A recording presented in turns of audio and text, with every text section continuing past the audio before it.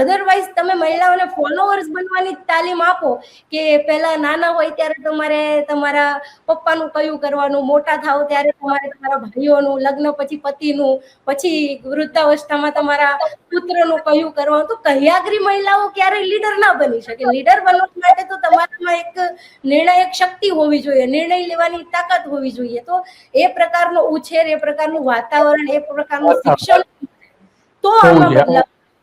બરાબર. તો જ્યોત્સનાબેન, આમાં આ જે 33% અનામત આવી રાજીવ ગાંધી જે લાયા આખા દેશમાં સ્થાનિક સ્વરાજ્યની ચૂંટણીઓમાં, એના કારણે બહુ મોટું પરિવર્તન આવ્યું. ખાસ કરીને સ્થાનિક રીતે મહિલાઓ ચૂંટાઈને આવે છે. જો કે એમાં કેટલાક અપવાદો છે કે જે તમે જે વાત કરી કે પતિ સરપંચ ને પતિ પ્રમુખ ને એમાં અપવાદો પણ છે.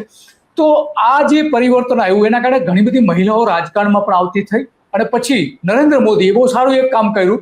આમ તો નરેન્દ્ર મોદી બહુ સારું કામ કરે છે એવું આપણે માનતા નથી, પણ મહિલા અનામત માટે એમણે બહુ સારું કામ એટલા માટે કર્યું કે 50% સુધીની અનામત લાવી દીધી. માનો કે અત્યારે 1.5 લાખ જેટલા ચૂંટાયેલા પ્રતિનિધિઓ આવે છે સ્થાનિક સ્વરાજ્યમાં, નગરપાલિકા, પંચાયત, તાલુકા પંચાયત, જિલ્લા પંચાયત જે છે તે